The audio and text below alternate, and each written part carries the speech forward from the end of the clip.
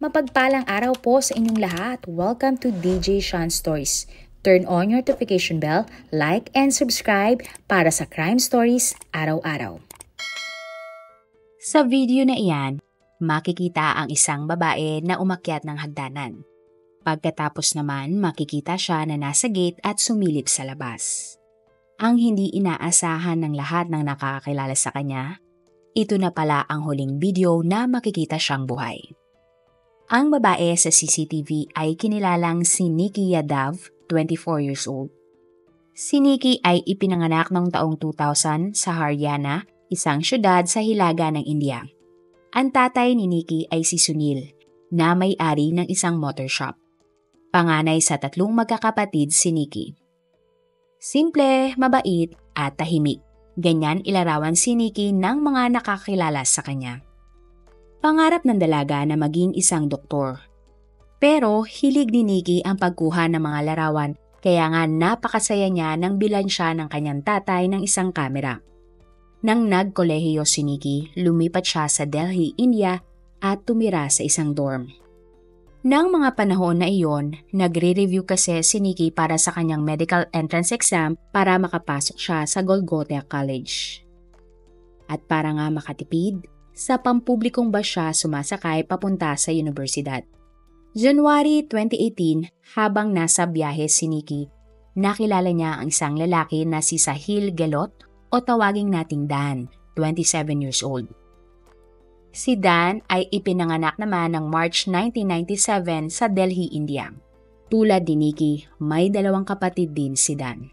Ang pamilya ni Dan ay may 2 negosyo at masasabing sila nga ay may kaya sa buhay. Nagmamay-ari din ang kanyang pamilya ng mga lote sa iba't ibang lugar. Si Dan ay nag-aaral noon ng pharmacy at naghahanda nga para sa kanyang board exam. Matapos ang kanilang pagkikita, nagkaroon ng interes sina Nikki at Dan sa isa't isa. Simula noon, madalas na silang magkita pagkatapos ng kanilang review sessions. Hanggang sa kalaunan nga ay nahulog na nga ang loob ni Nikki at Dan sa isa't isa at nagsimula ang kanilang relasyon. Nang natapos nila ang kanilang mga board exam, parehong hindi nakapasa sina Nikki at Dan. Hindi na sila nag-review pa at inantay na lamang ang kanilang mga graduation. Dito na rin nagdesisyon ang dalawa na magsama sa iisang bahay. Bukod sa mga kaibigan ni Nikki, wala nang ibang pinagsabihan sina Nikki at Dan tungkol sa kanilang relasyon. Si Dan kasi ang nagsabi kay Nikki na huwag ibulgar ang tungkol sa kanilang dalawa. Itinago ni Dan sa kanyang mga kaibigan at pamilya ang tungkol sa kanila ni Nikki. Ni hindi nga din sila nagpo-post ng kanilang mga larawan sa social media. Naniniwala kasi si Dan na hindi matatanggap ng kanyang pamilya si Nikki. Alam kasi ni Dan na ang kanyang pamilya ang dapat na maghanap ng babae na kanyang mapapangasawa. Isa pa, takot si Dan sa kanyang tatay na si Virendir o tawagin nating Vir. At kapag nalaman ni Vir ang tungkol sa kanila ni Nikki, pipilitin niya at ng kanyang pamilya na sabihan si Dan na hiwalayan si Nikki. Kapag nabunyag rin sa kanilang bayan na may karelasyon si Dan, maaaring mapahiya ang kanilang buong angkan. Nang nagsama na nga sa iisang bubong sina Nikki at Dan, naging madalas ang kanilang pagtatravel sa iba't ibang lugar. Natigil lamang ito nang dumating ang pandemya. March 2020 nang tinawagan si Nikki na kanyang tatay. Sinabi ni Sunil kay Nikki na umuwi muna sa kanilang bahay at doon na lamang manatili dahil nga baka mahawa pa siya ng COVID. Nung una, hindi pumayag si Nikki. Ayaw kasi niyang malayo kay Dan. Pero kalaunan napilit ni Sunil ang kanyang anak na umuwi sa kanila. Bago umalis si Nikki, nangako siya kay Dan na babalik siya at magsasama silang muli. Sinabi ni Nikki kay Dan na araw-araw siyang dapat tawagan nito at i-text habang sila ay magkalayo. Tulad ni Nikki, umuwi din si Dan sa kanyang pamilya. Habang lockdown, madalas na mag-video call ang dalawa.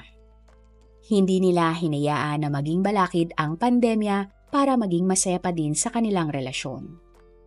Makalipas ang ilang buwan, nabawasan na ang restriksyon ng pandemya. At para nga muli silang magkita, Nagsinungaling si Nikki sa kanyang pamilya.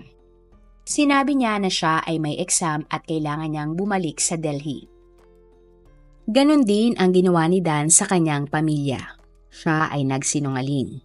Nagdahilan si Dan na kailangan niyang bumalik sa Delhi para sa importanteng bagay. At nang nagkita muli ang dalawa, tuwang-tuwa sila at sinabi ni Nikki na hindi na sila magkakahiwalay pang muli ni Dan. Sa pagkakataon na ito ay hindi na sila magkasama sa iisang bahay. Pero palagi namang dinadalaw ni Nikki si Dan. Nagpapahaging na nga umano si Nikki sa kanyang boyfriend na gusto na niyang magpakasal at mapangasawa si Dan. Sumang-ayon naman si Dan dito at sinabing gusto niya ring maging asawa si Nikki.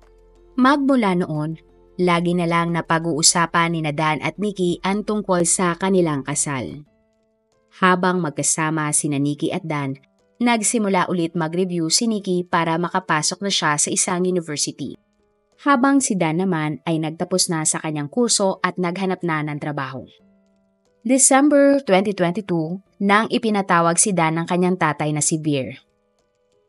Sa kanilang pag-uusap, sinabi ng mga magulang ni Dan sa binata na kailangan na niyang mag-asawa at hinahanap na nila ang babae para kay Dan. Gusto din ni Veer na bumalik na ang kanyang anak sa kanilang lugar nang sa gayon ay ito na ang mamuno sa mga negosyo ng kanilang pamilya. Hindi naman kumontra si Dan sa gusto ng kanyang pamilya at nakinig na lamang sa mga ito. Matapos ang pag-uusap na ito ni Dan sa kanyang pamilya, madalang na niyang puntahan si Nikki. Hindi na din madalas ang kanilang pag-uusap. Ang lahat ng ito ay napansin ni Nikki subalit wala siyang sinabi kay Dan. Nagkunwari si Nikki na maayos ang lahat sa pagitan nila ni Dan sa tuwing sila ay magkasama. Kalaunan nga na-engage na si Dan sa babae na kanyang mapapangasawa at ang kasal ay gaganapin na sa February 10, 2023. Walang kaalam-alam si Nikki na ikakasal na pala sa iba ang kanyang pinakamamahal na boyfriend. At dahil nga nag-iba na ang turing ni Dan kay Nikki, naghinala na ang babae. Nag-imbestiga ang dalaga at nalaman na ikakasal na pala si Dan. Galit na galit si Nikki nang malaman ang katotohanan. Masakit para sa kanya nang malaman na siya ay pinaglilihiman ni Dan. Agad na tinawagan ni Nikki si Dan. Sinabi ni Nikki na sila ay magkita at pag-usapan ang tungkol sa kanilang relasyon. At kung hindi nga daw makikipagkita si Dan sa kanya, pupunta siya sa bahay ng lalaki. At dahil doon, agad na bumiyahe si Dan sa Delhi para kitain si Nikki ng February 9. Sa CCTV na ito, makikita si Nikki na paakyat sa kanyang bahay bandang 1:00 ng hapon. Bandang 9:00 naman ng gabi, makikita si Nikki na binuksan ang gate at sumilip sa labas. Pagkatapos ay lumabas na si Nikki sa gate. Wala pang 1 minuto ay muling pumasok sa loob si Nikki at isinara ang pinto. Ito nga ang huling kuha ni Nikki habang hinihintay niya ang pagdating ni Dan. Matapos nito, nagkita na sina Dan at Nikki na hindi na nakunan pa ng CCTV. Bandang 11:00 ng gabi, sinundo ni Dan si Nikki gamit ang kanyang sasakyan. Hindi na nahagipan ng CCTV pero sumakay si Nikki sa kotse ni Dan. At habang nasa biyahe nga sila, sinimula ni Nikki na kumprontahin si Dan. Pilit niyang tinatanong si Dan kung ano ang nangyari sa kanilang dalawa at bakit nga kinabukasan ay ikakasal na ito. Galit na galit din na sinabi ni Nikki na niloloko lang pala siya ni Dan at hindi totoo ang mga pangako ng lalaki sa kanya.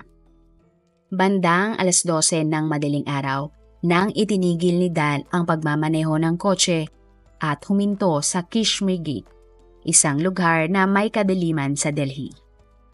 Nang hininto nga ang kotse, binigyan ng ultimatum ni Nikki si Dan at sinabing, "Habang hindi ka pa kasal, tumakas na tayo mula sa iyong pamilya." Pero hindi sumang-ayon si Dan sa sinabi ni Nikki sa kanya. Sinabi niya na kapag ginawa niya iyon ay mapapahiya ang dalawang pamilya. Kaya naman dito na tinakot ni Nikki si Dan. Sinabi ng babae na kung hindi sila magtatana ni Dan at sasama sa kanya, Pupunta siya sa venue ng kasal, manggugulo at isisiwalat ang sikreto ni Dan. Dahil dito, nagsimulang magalit si Dan nang narinig ang mga sinabi ni Nikki. Kinuha ni Dan ang kanyang charger at bigla na lang sinakal si Nikki. Ang kawawang Nikki ay hindi na nagawa pang makapanglaban sa kanyang kasintahan na si Dan. Kaya naman, ilang sandali lamang ay tuluyan nang namatay si Nikki. Matapos ang pangyayari, tila nabigla si Dan sa nagawa niya kay Nikki. Nagulat siya nang ma-realize niya na wala ng buhay ang kanyang girlfriend. Habang natataranta, nag-isip si Dan kung ano ang gagawin sa kanyang girlfriend. Naisip niyang iwan ito sa gubat o di kaya sa ilog. Hanggang sa nagkaroon nga siya ng idea na dalhin na lamang si Nikki sa daba na parang karinderya kung ituring sa atin. Ang daba na iyon ay kanilang pag-aari. Bigla kasing naalala ni Dan na wala na ang mga trabahador sa daba dahil pinauwi niya ang mga ito para tumulong sa kasal kinabukasan. Bumiyahe siya sa daba, dala-dala ang labinga ni Nikki. At pagdating niya doon ay nakita niya ang isang blue na ref. Walang sinayang na oras si Dan at agad niyang inilagay ang labi ni Nikki sa loob nito. Pagkatapos ay umalis naman agad si Dan at umuwi sa kanilang bahay. Umaga ng February 10, nang ikasal si Dan at ang babae na itinakda ng kanyang pamilya para sa kanya.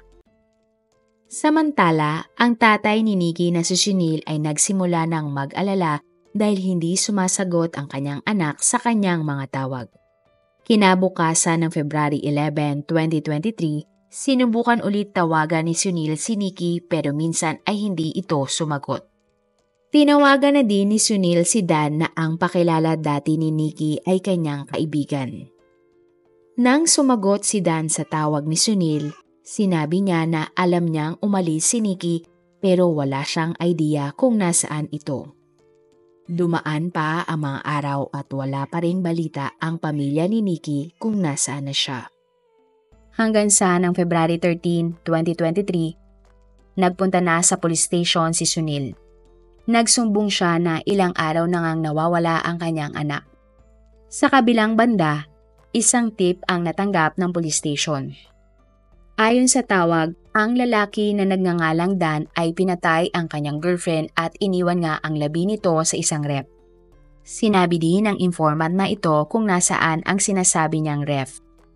Nung una, hindi pinansin ng mga pulis ang informant at inakala na nagbibiro lamang ito. Pero kinabukasan ng February 14, pinuntahan ng mga pulis ang nasabing lugar. Wala silang masyadong nakita sa daba at tila abandonado na ito. Hanggang sa isang pulis nga ang nakapansin sa asul na ref. At nang buksan nila ito, tumambad sa kanila ang labi ni Nikki. Agad nilang sinabi ang kanilang natuklasan sa pamilya ni Nikki. Labis na nagulat si Sunil nang nalaman na wala na ang kanyang anak. Gusto niya na madakip agad ang mga responsable sa pagkamatay ni Nikki.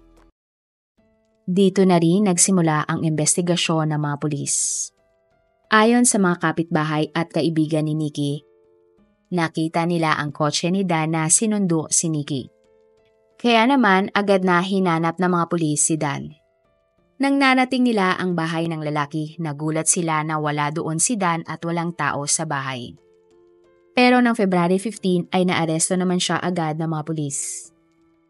Sa police station, inamin ni Dan na pinatay niya ang kanyang girlfriend na si Nikki. Subalit ang hindi alam ni Dan, may impormasyon na ang mga pulis na hindi lang girlfriend ni Dan si Nikki, kundi ito ay kanya palang asawa. Sa isang larawan na nakuha sa kwarto ng inuupahan ni Nikki, makikita ang kasal ni Nikki at Dan ng October 2020. Nakumpirma naman ng mga pulis na Arja Samaj wedding ang kasal ni Nikki at Dan. Ibig sabihin lang nito, nauna na palang makasal si Dan kay Nikki bago ikasal si Dan sa bago niyang mapapangasawa. Sa investigasyon, nalaman din ng mga pulis na nangako si Dan kay Nikki na magtatanan sila ng gabi na iyon kaya sumama ang babae sa kanya. Pero ang totoo, walang balak si Dan na gawin pala iyon. Nalaman din ng mga pulis na ang tatay ni Dan pala na si Veer ang nagmungkahi na iwan ang labi ni Nikki sa ref. Napag-alaman din na may iba palang kasabwat si Dan na tumulong sa kanya para itago ang labi ni Nikki. February 17, nang inaresto sina Veer, dalawang pinsan ni Dan na sina Ash, Naveen na isang pulis, dalawang kaibigan ni Dan na sina Locke at Amar. Sa interogasyon ng mga pulis kay Veer, sinabi niya na hindi niya alam na asawa na pala ni Dan si Nikki. Nalaman na lang umano niya ang lahat ng sinabi ni Dan sa kanya na napatay niya nga si Nikki. Dahil dito, naniniwala ang mga investigador na kaya pinatay ni Dan si Nikki ay para maikasal siya sa bago niyang mapapangasawa. Marahil ay na-pressure umano si Dan ng kanyang pamilya. Malaking balakid kasi si Nikki sa mga plano ni Dan at sa kanyang pamilya. Sa investigasyon, napag-alaman din na may kanya-kanyang papel ang mga sospek. Si Naveen ang nagturo kay Dan kung paano magtatago sa mga pulis. Ang kotseng gamit ni Dan ay kay Nash. Si Locke at Amar naman ang naglinis sa daba kung saan iniwan ang labi ni Nikki. Kinasuhan ang mga sospek na sina Dan, Veer, Ash, Naveen, Locke at Amar ng murder, criminal conspiracy at ikinulong. Ayon sa tatay ni Nikki, wala silang kaalam-alam na may boyfriend at ikinasal na pala ang kanilang anak na si Nikki. Wala naman daw umanong nababanggit sa kanila ang babae. Akala daw ni Sunil ay kaibigan lamang ni Nikki si Dan. Hustisya ang sigaw ng pamilya ni Nikki sa nangyayari sa kanya. Sa ngayon ay gumugulong pa rin ang kaso ni Dan, Veer, Ash, Naveen, Luke at Amar. Wala pang lumalabas na hatol tungkol sa mga sospek. Kapag mapatunayan sa korte na sila ay nagkasala, maaari silang makulong ng habang buhay o hatulan ng bitay. Sa tingin nyo, naniniwala ba kayo sa sinabi ng tatay ni Dan na hindi niya alam na may asawa na pala si Dan? At ano kaya ang dahilan ni Dan kung bakit hindi niya sinabi kay Nikki ang katotohanan? Kung bibigyan kayo ng pagkakataon na bigyan ng title ang ating kwento ngayon, ano ang inyong ilalagay? Marami pong salamat sa inyong panonood. Meron ba kayong mga kwento na gusto nyong i-share